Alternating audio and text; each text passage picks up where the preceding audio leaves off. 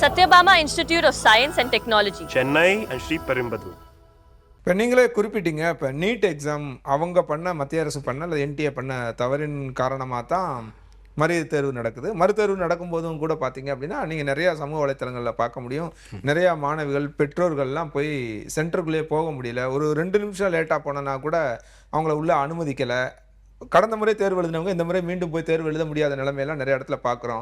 அவங்க என்ன செய்யறேனே தெரியாமல் ஒரு மாதிரி நிர்கதியாக நிற்கிற மாதிரியான சூழ்நிலை. இதுக்கு தான் நான் வந்து என்டி அபாலிஷ் பண்ணணும்னு சொல்கிறேன். ஏன்னா இந்த தேர்வு மையங்கள் எங்கே இருக்குது? சிட்டிக்குள்ளே போடுறதில்ல. வேணுனே சிட்டியை தூக்கி அவுட்டரில் போடுறாங்க, தனியார் கல்லூரிகளில் போடுறாங்க. சிட்டிக்குள்ளே எல்லா இடத்துலையும் ஐஐடி இருக்குது, அண்ணா யூனிவர்சிட்டி இருக்குது.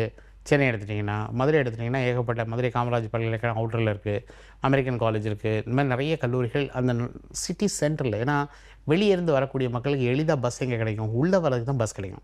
நீங்கள் உள்ளேருந்து வெளியே அனுப்புகிறீங்க. அப்போ இங்கேயும் ஒரு குளறுபடிகள் இருக்குது. இது வந்து நீங்கள் வந்து ஒரு தேர்வு மையத்தை உங்களால் ஒழுங்காக வைக்க தெரியல. அது தனியார் கல்லூரிகள் யார் காசு கொடுக்குறாங்களோ, யார் அவங்களோட டைப் வைக்கிறாங்களோ அவங்கள அந்த சென்டருக்கு போடுறீங்க. இது நிறைய அரசு பள்ளியில் படிக்கக்கூடிய மாணவர்களுக்கு பஸ் பிடிச்சி போவதற்கான வசதிகள் கூட பஸ் ஃப்ரீக்வன்சி கிடையாது. அந்த குழந்தைங்களாம் ஒரு தேர்வு எழுதுறதுக்கு நம்மளே ஒரு செய்தி போட்டோம். மகாராஷ்டிராவிலேருந்து அப்ளை பண்ண ஒரு பையனுக்கு வந்து துபாயில் ஆமாம் சென்டர் போட்டிருக்காங்க அப்படின்னு சொல்லி. இல்லை, அதான் இங்கே ஒரு சிஸ்டம் கிடையாது, ஒரு பிளானிங் கிடையாது. ஆனால் நீங்கள் வந்து இது நாங்கள் பயங்கரமாக பண்ணுறோம் அப்படின்னு சொல்லிட்டு இதை என்டிஏல பணம் கொட்டுன்னு கொட்டிகிட்ருக்கு. எல்லா எக்ஸாம் அவங்க தான் கண்டக்ட் பண்ணுறாங்கன்னா அவங்களுக்கு வந்து ஆர்கனைசிங் கெப்பாசிட்டியே கிடையாது அவங்கள. ஏன்னா இந்த கெப்பாசிட்டி இருந்தால் ஒரு தேர்வு கிடையாது. நீட்லேயும் குளறுபடிகள் வருது, அண்ட் ஒவ்வொரு தேர்வுகளையும் வந்து இது வருது. அப்படிங்கிறப்ப வந்து உங்கள்ட்ட பிளானிங் கிளியராக இல்லை. இந்த பிளானிங் இல்லாமல் இந்த துறை எடுக்காதீங்கன்னு சொல்கிறேன். நீங்கள் மீதி அதாவது நீங்கள் மற்ற துறைகள் கூட ஒரு பாலம் இடிஞ்சு விழுந்தால் கூட பரவாயில்ல, இல்லை நீங்கள் பாலமே கெட்டாமல் காசு வாங்கிட்டு போனால் கூட பரவாயில்ல.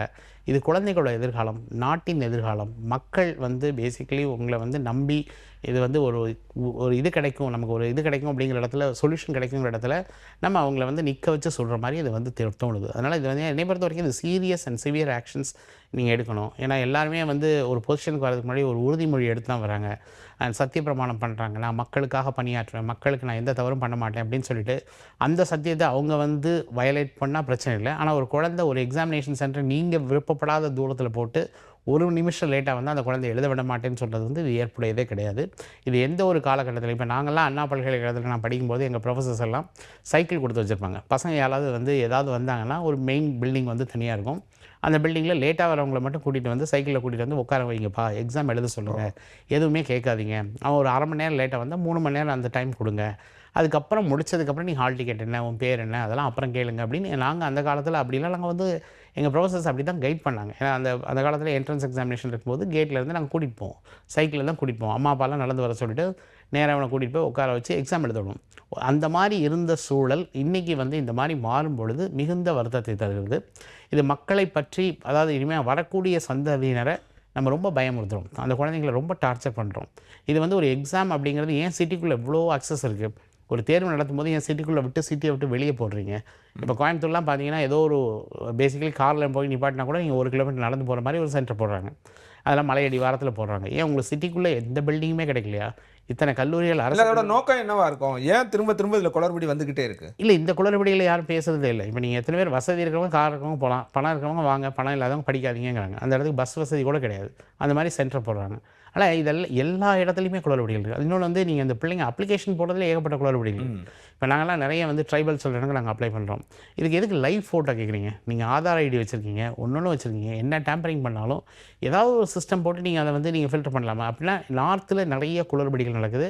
அந்த குளறுபடி டேம்பரிங் சொல்லி தான் இந்த சிஸ்டத்தெல்லாம் கொண்டு வரான், டிரான்ஸ்பரண்டாக வைக்கிறான்றாங்க. இப்போ 2வது எக்ஸாம் நடத்தின பிறகு கூட பீகாரில் ஒரு 28 பேர்கிட்ட அரெஸ்ட் பண்ணியிருக்காங்கன்னு நினைக்கிறேன். இது ஒரு சின்ன சாம்பிள். நீங்கள் இது மாதிரி பீகாரில் யூபியில் நிறைய அரெஸ்ட் பண்ணலாம். பட் அதெல்லாம் நம்ம வந்து அங்கே நடக்க, நீங்கள் எங்கே ஸ்ட்ரிக்டாக இருக்கணுமோ அங்கே விட்டுட்டு எங்கே ஸ்ட்ரிக்டாக இருக்கக்கூடாதோ அந்த இடத்துல பயங்கர ஸ்ட்ரிக்டாக இருக்கிறது தான் ஏற்புடையது இல்லைங்கிறோம். நீங்கள் வந்து தயவு உண்மையிலே கவர்னன்ஸில் நீங்கள் கிளியராக இருந்திருந்தால் இந்த பிளானிங்லாம், அதான் நீங்கள் வந்து ஆல் இண்டியா எக்ஸாமினேஷன் கொண்டு வரும்போது உங்களுக்கால கண்டக்ட் பண்ண தெரியல அப்படின்னா, இப்போ ஒரு 22 லட்சம் மாணவர்கள் எழுதி 22 லட்சம் மாணவர்களை பாதிக்கிறத விட இப்போ பீகாரில் தான் காப்பி அடிக்கணும்னா பீகாருக்கு மட்டும் தனியாக அந்த ஸ்டேட்டே வந்து பண்ண சொல்லுங்களேன். அவங்க காப்பி அடித்து அந்த ஸ்டேட்டில் ஒரு 1.5 லட்சம் 2 லட்சம் பேர் சஃபர் ஆகிறாங்கன்னா ஓகே. அதுக்கே நீங்கள் 22 லட்சம் பேர் சஃபர் பண்ண வர்றீங்க. அப்போ அந்த குழந்தைங்கள சஃபர் பண்ண விட்டால் எனக்கு வந்து ஓகே, ஏன்னா அங்கே பிரச்சனைகள் நடந்துட்டுருக்கு அப்படின்னா அந்த ஸ்டேட்டுக்கு தான் பிரச்சனை வருமே ஒழிய ஆல் இண்டியா முழுவதும் பிரச்சனைகள் வராது. ஏன்னா யூபியில் ஒழுங்காக நடக்கலை, பீகார் நடக்கலைன்னா தமிழ்நாட்டில் ஒழுங்காக நடக்கலாம், கர்நாடகாவில் நடக்கலாம், ஆந்திராவில் நடக்கலாம். இந்த மாதிரி ஸ்டேட்டெல்லாம் நீங்கள் ஏன் பாதிக்கிறீங்க? ஏன் அவங்கள அஃபெக்ட் பண்ணுறீங்க? யாரோ பண்ணுற தவறுகள்னால அது இந்தியா முழுவதும் காப்பி அடிக்கக்கூடிய, இப்போ நீங்கள் டெலிகிராமை பேன் பண்ணுறீங்க, இல்லை வேறு எதுலையோ நீங்கள் அனுப்ப முடியும். இன்றைக்கி எத்தனையோ சோஷியல் மீடியா வழியே நீங்கள் இன்ஃபர்மேஷன் ஒரு ஜஸ்ட் ஒரு ஃப்ளிப் செகண்டில் எல்லாத்துக்கும் அனுப்பிட முடியும். அந்த நேரத்தில் வந்து நீங்கள் டெக்னாலஜிக்கலி அப்ஸ்கில்லால் இதை எப்படி ஹேண்டில் பண்ணணும்னு உங்களுக்கு தெரியல. இன்றைக்கி முடிஞ்சவொடனே எல்லா பிரச்சனையும் ஓஎஸ்எம்க்கு வந்து நீங்கள் ஐஐடி டேரக்டர் போட்டு இதில் ஏன் நீங்கள் இந்த எக்ஸாம் கண்டக்ட் பண்ணுறதுக்கு முன்னாடியே ஐஐடிட்ட போய் நாங்கள் இந்த மாதிரி ஓஎஸ்எம் கொண்டு வருவோம், இதில் ஒரு கமிட்டியை போட்டு இந்த வாங்க இதில் சாதகங்கள் என்ன பாதகங்கள் என்ன அவங்க எல்லாமே சொல்லுவாங்க. ஏன்னா அவங்க நிறைய ப்ராசஸ் இது மாதிரி நிறைய பண்ணுறதுனால எல்லாரும் எல்லா ஸ்டேக் ஹோல்டரையும் நீங்கள் மேலேயும் கேட்கணும் கீழேயும் கேட்கணும். அதில் எல்லாத்தையும் கேட்காம நீங்கள் பாட்டுக்கு ஒரு எடுத்தால் நான் முடிவு எடுப்பேன் அப்படிங்கிறது மாண்புமிகு அமைச்சர்கள் பண்ணுறது வந்து சரியே கிடையாது. அவர் இந்த பொறுப்பு வந்து நிச்சயமாக வந்து அவருக்கு சரியான பொறுப்பே கிடையாது. அதனால் அவர் உடனடியாக ரிசைன் பண்ணுறது என்னை பொறுத்த வரைக்கும் நல்லது அப்படிங்கிறது. நான் ஒரு லாங் டேர்மில் வந்து இந்தியாவுக்கு வந்து வெளிநாடுகள் நம்மளை வந்து பார்க்கக்கூடிய விஷயங்கள் ஓகே ஒரு தவறு நடந்து கவர்மெண்ட் மிஸ்டேக்கை கரெக்ட் பண்ணிட்டாங்க. ஏன்னா நாங்கள் படிக்கும்போது உஸ்மானியா யூனிவர்சிட்டிங்கிறது ஏகப்பட்ட ஃப்ராட் பண்ணாங்க. அப்போ யாருமே அமெரிக்காவுக்கு போக முடியாது. போட்டாலே உஸ்மானியா யூனிவர்சிட்டினா டிகிரியை கேன்சல் பண்ணிடுவாங்க. ஏன்னா வீசா வந்து ரெஸ்ட்ரிக்ஷன் கொண்டு வந்துடுவாங்க. இப்போ என்னெல்லாம் பிரச்சனைகள் நடக்குதோ இதெல்லாம் இந்த இந்தியாவில் உள்ள அவங்களோட ஃபாரின் கவுன்சில் ஜெனரல் ஆஃபீஸில் இது டாக்குமெண்ட் ஆகி இது அந்த நாட்டுக்கு போகும். அது ஒரு பிளாக் மார்க் ஆகும். அப்போ நீங்கள் இதுக்கும் ஆக்ஷன் எடுக்கலைன்னா இனிமேல் இந்தியன் கவர்மெண்ட் எதுவுமே ஆக்ஷன் எடுக்காது.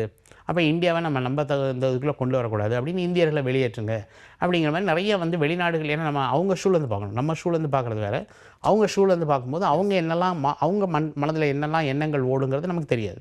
ஆனால் இது வந்து நீங்கள் ஒரு ஹோலிஸ்டிக்காக எஜுகேஷனில் மட்டும் எங்கே வச்சாலும் கை வச்சா ஷாக் அடிக்கும். ஆனால் அது வந்து நம்ம தொடர்ந்து ஷாக் அடித்தாலும் பரவாயில்ல, நாங்கள் அதே சீட்டில் அவரை உட்கார வைப்போம் அப்படின்னு வந்து பண்ணுறது வந்து இது ஏற்புடையதல்ல. Satyabama Institute of Science and Technology, Chennai and Sri Perumbudur.